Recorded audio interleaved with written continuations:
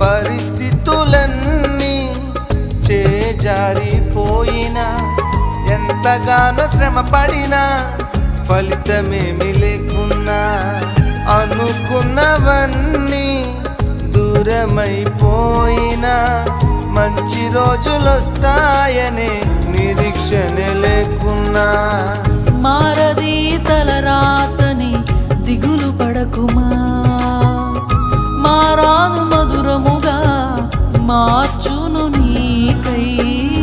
మారది తలరాతని దిగులు పడకుమా.